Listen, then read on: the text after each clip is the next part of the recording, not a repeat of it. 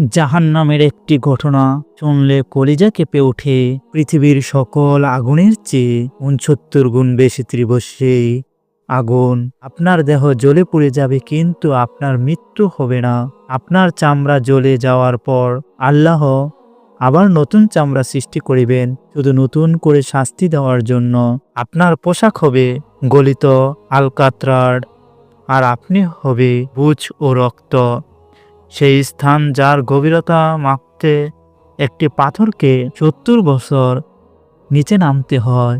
সেই স্থান যার প্রধান রক্ষক হিসেবে দাঁড়িয়ে আছেন এমন ফেরেশতা যাদের হৃদয়ে কোনো মায়া বা মমতা নেই। এটি কোনো কাল্পনিক ট্র্যাজেডি নয়, এটি সেই স্থান জাহান্নাম। জাহান্নাম একটি চরম এবং কঠিন বাস্তবতা, যা আল্লাহ তাআলা ক্রোধ ও শাস্তির বহিঃপ্রকাশ। আল্লাহ তাআলা জান্নাতের মতোই জাহান্নামকেও সৃষ্টিকাল থেকে প্রস্তুত করে রেখেছেন। সেই আগুন কবে থেকে জ্বলছে? ওই হাদিসে আল্লাহ রাসূল মুহাম্মদ সাল্লাল্লাহু আলাইহি সাল্লাম একটি ভয়ানক বর্ণনা দিয়েছেন। তিনি বলেন, যখন আল্লাহর নির্দেশ জাহান্নামকে জ্বালানো হলো, তখন প্রথম 1000 বছর ধরে এটি জ্বালানো হলো, ফলে এটি লাল হয়ে গেল। এরপর আরও 1000 বছর ধরে জ্বালানো হলো, ফলে এটি সাদা হয়ে গেল। তারপর আরও 1000 বছর ধরে জ্বালানো হলো, ফলে এটি এখন গুটগুটে কালো। এই কালো রং প্রমাণ করে এর আগুন আর সাধারণ আগুনের মতো নয়, এর তীব্রতা সর্বোচ্চ পর্যায়ে পৌঁছে গেছে। জাহান্নাম তার প্রবল তাপ এবং এক অংশ অন্য অংশকে গ্রাস করার যন্ত্রণায় আল্লাহর কাছে নালিশ করেছিল।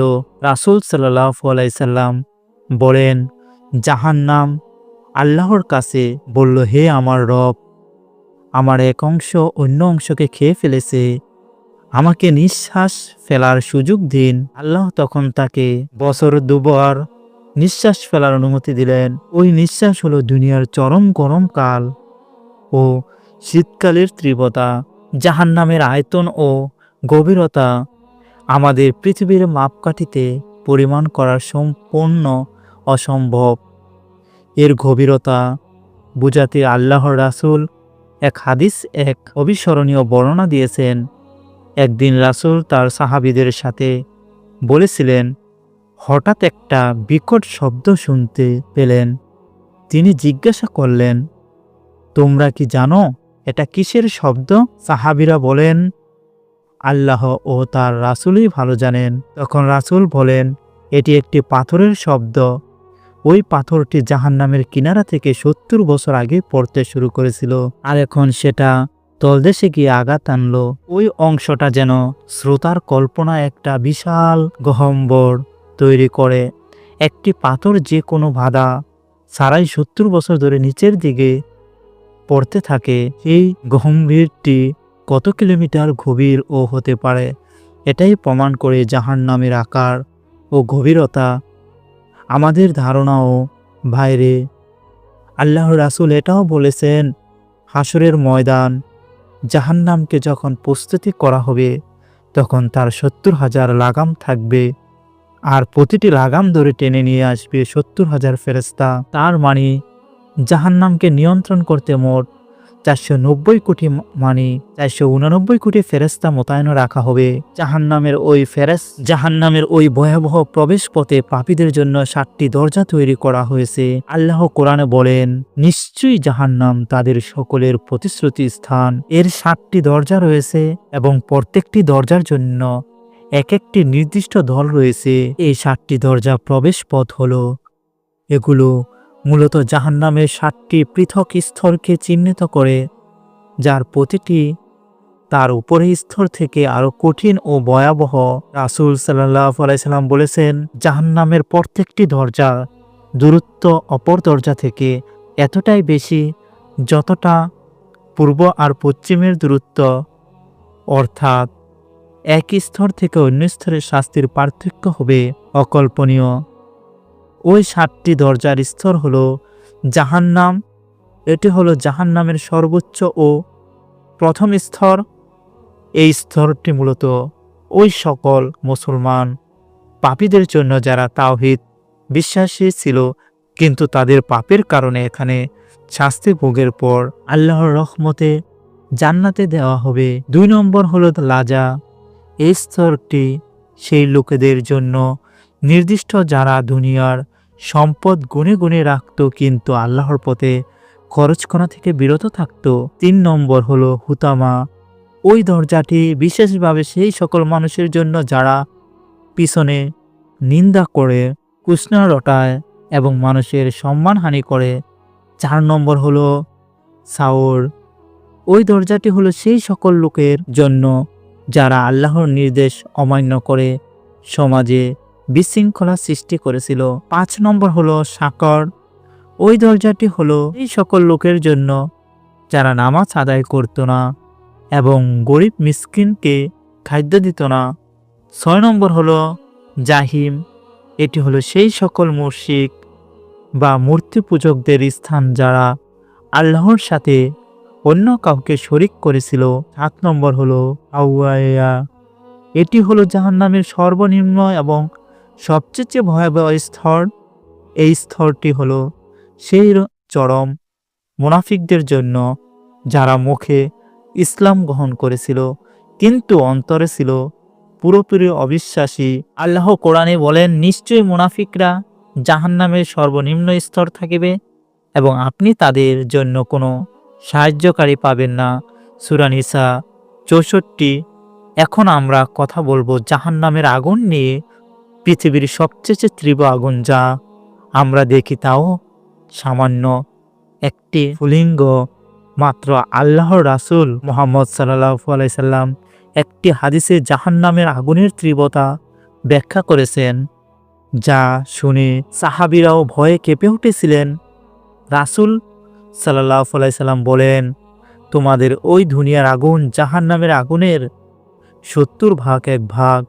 সাহাবীরা বলেন, ইয়া রাসূলুল্লাহ, এই দুনিয়ার আগুনই তো যথেষ্টই ছিল। তখন তিনি বলেন, আল্লাহ জাহান্নামের আগুনকে দুনিয়ার আগুনের চেয়ে 69 গুণ বাড়িয়ে দিয়েছেন, যার প্রতিটি ভাগই দুনিয়ার আগুনের সমান তীব্র। চিন্তা করুন, যদি সেই আগুনের 69 গুণ তীব্রতা একসাথে আমাদের উপর আসে তাহলে আমাদের শরীর কী অবস্থা হবে। জাহান্নামের আগুনই ওই প্রচণ্ড তীব্রতার কারণে এর রং পর্যন্ত কালো হয়ে গেছে, যা তার ভয়াবহ তীব্রতাকে প্রমাণ করে। জাহান্নামের শাস্তি শুধু বাইরের দিক থেকে নয়, এটি ভিতরের থেকেও পাপীকে ছিন্ন বিচ্ছিন্ন করে দিবে। সেখানে মানুষের গায়ে যে পোশাক থাকিবে তা হবে আগুনের পোশাক। আল্লাহ তাআলা পবিত্র কোরআনে জাহান্নামীদের পোশাক সম্পর্কে বলেন, যারা কুফরি করে তাদের জন্য আগুনের পোশাক তৈরি করা হয়েছে। তাদের মাথার উপর ফুটন্ত পানি ঢেলে দেওয়া হবে, যার দ্বারা তাদের পেটের ভিতরে সব কিছু এবং চামড়া গলে মলধার দিয়ে বেরিয়ে আসবে। কিন্তু শাস্তির সবচেয়ে ভয়াবহ অংশ হলো যখন ওই প্রচণ্ড তীব্রতায় জাহান্নামীরা পুড়ে ছাই হয়ে যাবে, তখনও শাস্তি শেষ হবে না। আল্লাহ বলেন, নিশ্চয়ই যারা আমার আয়াতসমূহকে অস্বীকার করেছে আমি তাদেরকে আগুন দগ্ধ করিব। তাদের চামড়াগুলো যখনই পুড়ে গেলে রাবে তখন আমি তাদের জন্য অন্য চামড়া পাল্টে দিব, যাতে তারা আযাব পূর্ণরূপে ভোগ করতে পারে। নিশ্চয়ই আল্লাহ পরকর্মী, প্রজ্ঞাময়। এর মানে হলো জাহান্নামীদের শরীরে আগুনে পুড়ে ছাই হবে কিন্তু তারা মৃত্যু পাবে না। চামড়া পুড়ে যাওয়ার পরও শাস্তি অনুভব করার জন্য আল্লাহ তাৎক্ষণিকভাবে নতুন চামড়া সৃষ্টি করবেন, যাতে তারা নির্বিচ্ছিন্নভাবে ওই শাস্তির ভোগ করিতে পারে। এই চক্র চলতেই থাকিবে অনন্তকাল ধরে। কোনো মৃত্যু নেই, কোনো শাস্তি নেই, শুধু নিরন্তর দহন। জাহান্নামের অভ্যন্তরের পরিবেশ এতটাই ভয়ানক যে সেখানে সামান্যতম অস্থিরও কোনো সুযোগ নেই। জাহান্নামীদের জন্য ছায়া বলে কিছু নেই, তবে সেখানে ভয়ানক ছায়া থাকিবে। আল্লাহ বলেন, তারা থাকিবে এমন 3 শাখা বিশিষ্ট ছায়ার নিচে, যা শীতলও নয় এবং আরামদায়কও নয়। ওই ছায়া হলো জাহান্নামের ধোঁয়া। জাহান্নামের ধোঁয়া এত কালো এবং ঘন হবে যা তার চতুর্দিক থেকে জাহান্নামীদের ঘিরে রাখবে এবং এর প্রচণ্ড গরমে তার কষ্ট পাবে। এছাড়া জাহান্নামকে ঘিরে রয়েছে এক বিশাল প্রাচীর। ওই প্রাচীর কোনো সাধারণ দেওয়াল নয়, এটি হলো জাহান্নামের সেই স্থান যাহা তাদেরকে বাইরে আসতে দিবে না। ওই প্রাচীর তৈরি হবে কাঁটাতার ও আগুন দিয়ে। যখন কোনো পাপীর প্রাচীর টপকে পালানোর চেষ্টা করবে, তখনই তাকে আবার ধাক্কা মেরে ভিতরে ফেলা হবে। জাহান্নামের শাস্তি শুধু আগুনের দহন নয়, এটি ক্ষুধার যন্ত্রণা, চরম তৃষ্ণার মাধ্যমেও আসবে। যখন জাহান্নামীরা আগুনে দগ্ধ হতে থাকবে, তখন তারা চরম ক্ষুধার্ত হয়ে উঠবে, কিন্তু তাদের জন্য কোনো সুস্বাদু খাদ্য থাকিবে না। তাদের জন্য তৈরি করা হয়েছে এক বিশেষ ধরনের খাদ্য, জাক্কুম ফল। জাক্কুম হলো এক ভয়ানক কাঁটাযুক্ত ঘাস যা জাহান্নামের একেবারে তলদেশে উৎপন্ন হয়। আল্লাহ তাআলা কোরআনে বলেন, নিশ্চয়ই জাক্কুম বৃক্ষ তা প্রাপীদের খাদ্য হবে, গলিত তামার মতো যা পেটের মধ্যে ফুটতে থাকিবে। ফুটন্ত পানির মতো ওই ফল দেখতে এমন বিমর্ষ যেন তার শয়তানের মাথার মতো। ক্ষুধার্ত জাহান্নামীরা বাধা হয়ে সেই জাক্কুম ফল খাবে। ফলটি খাওয়ার সাথে সাথেই সেটি তাদের পেটের মধ্যে গলিত তামার মতো ফুটতে শুরু করিবে এবং এর ফলে তাদের দেহের সমস্ত ভিতরের অংশ গলে বেরিয়ে আসবে। জাক্কুম ফলের তীব্রতা এমন হবে যে যখন তারা এটি খাওয়ার চেষ্টা করিবে, তখন তাদের গলায় আটকে যাবে, তারা সেটি গিলতেও পারিবে না, আবার উগলে ফেলে দিতেও পারিবে না। তারা তখন শ্বাসরুদ্ধকর যন্ত্রণায় কাতরাতে থাকিবে। জাক্কুম ফল খাওয়ার পর এই যন্ত্রণায় তাদের চরম তৃষ্ণা পাবে, কিন্তু পান করার জন্য কোনো ঠান্ডা বা পরিষ্কার জল থাকিবে না। তাদের জন্য থাকিবে দুই ধরনের পানীয়, হামিম এবং গিসলিন। হামিম হলো ফুটন্ত পানি। আল্লাহ বলেন, যদি তারা পানীয় চায় তবে তাদের গলিত তামা বা ফুটন্ত পানির মতো পানি দেওয়া হবে, যা তাদের মুখ মন্দ পৌঁছে দিবে। এটি নিকৃষ্ট পানীয়।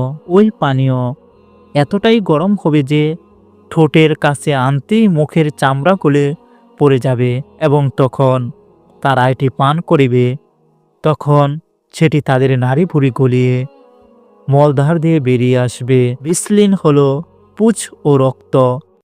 ওই পানীয়টি হবে জাহান্নামীদের দেহ থেকে ভরে পড়া পুঁজ, রক্ত এবং ক্ষত স্থান থেকে বের হওয়ার তরল পদার্থ।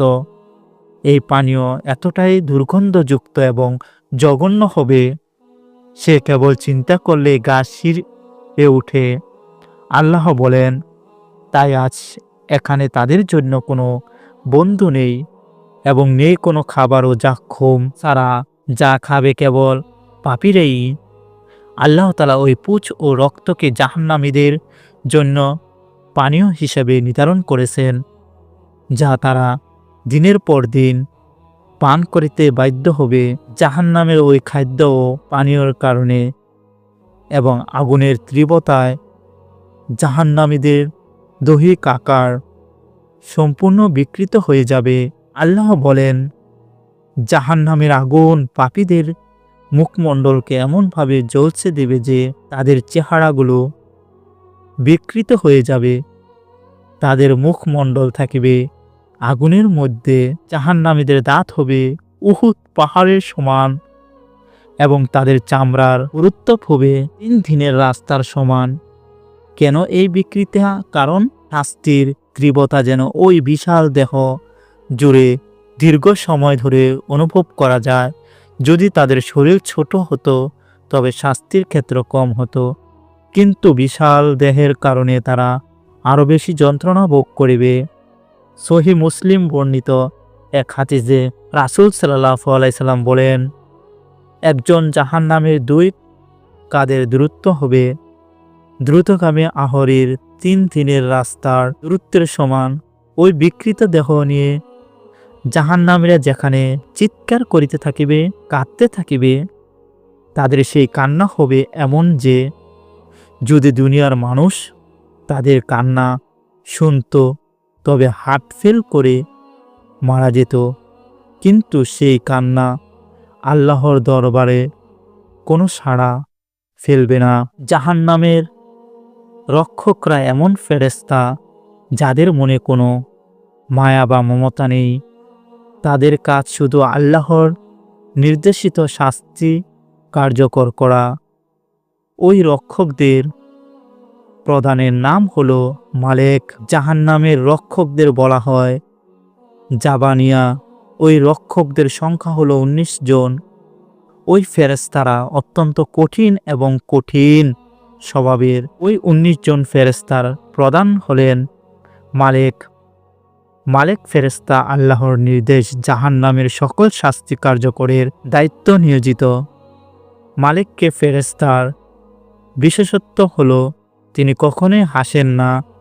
আল্লাহর ক্রোধের কারণে তার মুখে কোনো হাসি বা আনন্দের লেশ মাত্র নেই। যখন জাহান্নামীদের উপর শাস্তি প্রয়োগ করা হবে তখনই মালেক ফেরেশতার চেহারা হবে সম্পূর্ণ গম্ভীর, নিরুত্তাপ এবং কঠিন। তার আদেশ পালন করা হবে মুহূর্তের মধ্যেই। ওই ফেরেশতাদের ক্ষমতাও অকল্পনীয়। রাসূল সাল্লাল্লাহু আলাইহি সাল্লাম বলেন, যদি ওই ফেরেশতাদের একজন দুনিয়ায় চলে আসেন তবে তার ভয়াবহতা দেখে মানুষ মারা যাবে। জাহান্নামের প্রত্যেক দরজা এবং স্তরে তারা উপস্থিত থাকিবে এবং তারা নিশ্চিত করিবে শাস্তি যেন এক মুহূর্তের জন্য বন্ধ না হয়। জাহান্নামের আগুন জাক্কুম ফল এবং গলিত পানির কঠিন শাস্তি সহ্য করিতে না পেরে এক সময় জাহান্নামীরা হতাশ হয়ে পড়িবে। তারা বুঝতে পারবে ওই শাস্তি আর কখনোই শেষ হবে না। তখন তারা মুক্তি পাওয়ার শেষ চেষ্টা হিসেবে জাহান্নামের প্রধান রক্ষক মালিককে ডাকিবে।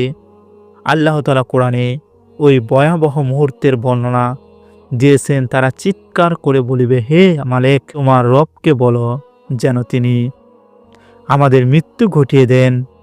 সে বলবে, তোমরা তো এখানেই থাকিবে, চিন্তা করুন। জাহান্নামীরা আল্লাহর কাছে সরাসরি মৃত্যু চেয়েও জাহান্নামের রক্ষক মালিকের কাছে মৃত্যু চাইবে কেন? কারণ তারা আল্লাহর ক্রোধ দেখে হতাশ হয়ে যাবে। তারা চাইবে ওই ভয়াবহ জীবন থেকে মুক্তি, চাইবে মৃত্যু। কিন্তু মালিক ফেরেশতা তাদের আর্তনা শুনে কোনো মায়া দেখাবে না। তিনি বলিবেন, তোমাদের এখানে আর কোনো মুক্তি নেই, কোনো মৃত্যু নেই। শাস্তির ওই জীবন অনন্তকাল ধরে চলতে থাকিবে। জাহান্নামের শাস্তি শুধু দৈনিক ও মানসিক নয়, এটি সামাজিকও।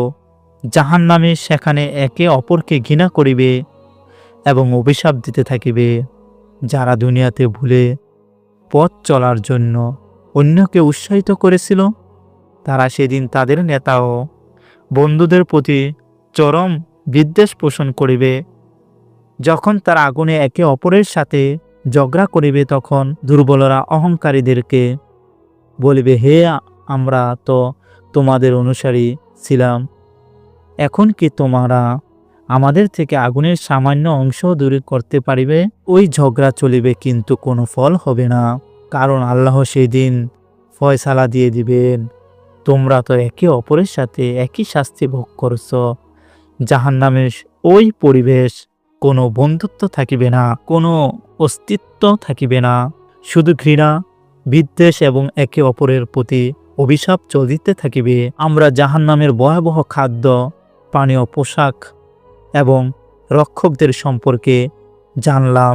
এখানে আমাদের জানার প্রয়োজন জাহান্নামের শাস্তি কতটা ক্ষীণ হতে পারে। জাহান্নামের শাস্তি পাপের গভীরতা অনুযায়ী হালকা ভারী হবে, কিন্তু অবাক করা বিষয় হলো সে হালকা শাস্তিও হবে আমাদের ধারণার বাইরে।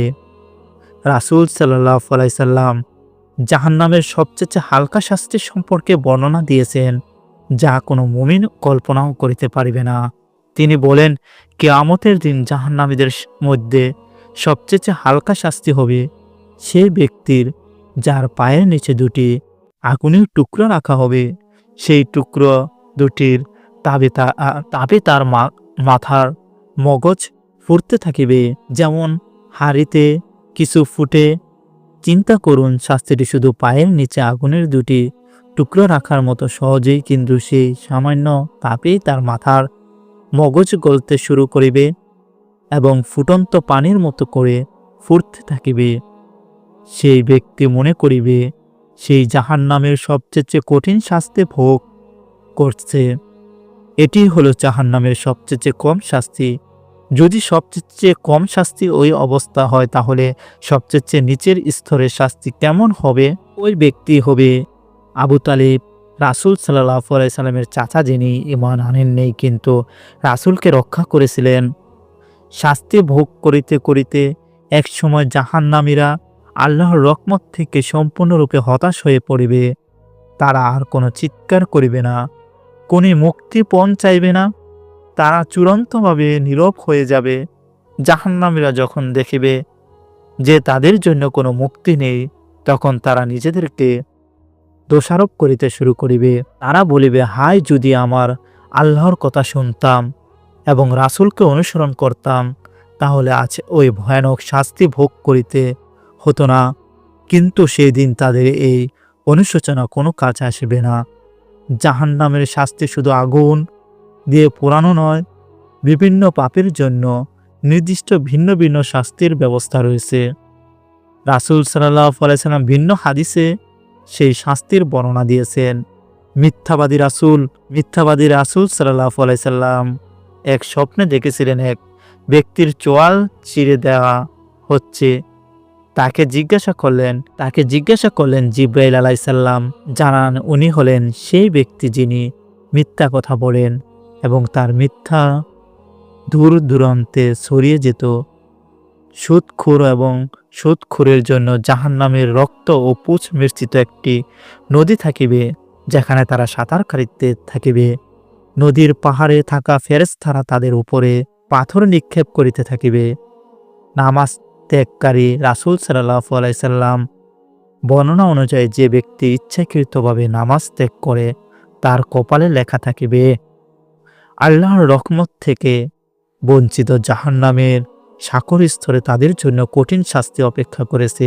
গীবতকারী ও কুসংস্কার রটনকারী রাসূল সাল্লাল্লাহু আলাইহি সাল্লাম মিরাজের রাতে এমন কিছু লোককে দেখতে পেলেন, যারা তাদের নখ দিয়ে নিজেদের মুখ ও বুক আশ্রত ছিল। জিবরাইল আলাইহিস সালাম জানান, ওরা ছিল সেই লোক যারা মানুষের গীবত করত এবং তাদের মানহানি করত।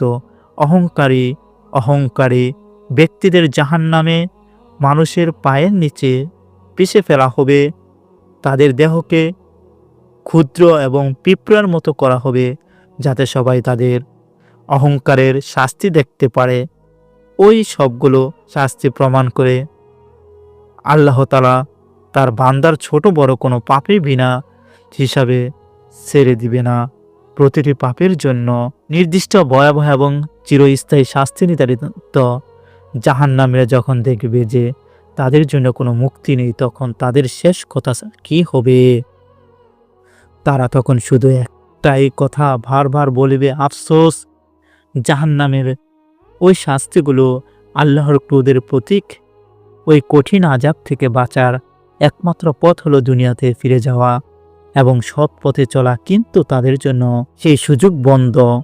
আমরা জানলাম জাহান্নামের শাস্তিগুলো কতটা কাল্পনিক, কতটা অকল্পনীয়, কিন্তু জাহান্নামের রক্ষকদের কাজ শুধু শাস্তি দেওয়া নয়, তাদের আরেকটি কঠিন কাজ আছে। জাহান্নামীরা যখন শত শত বছর ধরে শাস্তি ভোগ করিতে থাকিবে, তখন এক সময় তাদের চোখ থেকে পানি আসা বন্ধ হয়ে যাবে। রাসূল সাল্লাল্লাহু আলাইহি সাল্লাম এক হাদিসে বর্ণনা করেছেন, জাহান্নামীরা এত বেশি কাঁদবে যে এক সময় তাদের চোখের পানি শুকিয়ে যাবে। তাদের চোখের কোণে শুধু জমাট বাঁধা রক্ত দেখা যাবে। কান্না যখন আর বের হবে না, তখন জাহান্নামের রক্ষা করা তাদের চোখের এই জমাট রক্ত বের করে দেওয়ার জন্য চাপ দিতে থাকিবে। সেই রক্ত বের হয়ে আসার সময় সে যন্ত্রণা হবে তা অসহনীয়। জাহান্নামের শাস্তি সময়ের সাথে সাথে হালকা হওয়া বদলে আরও তীব্র হতে থাকিবে।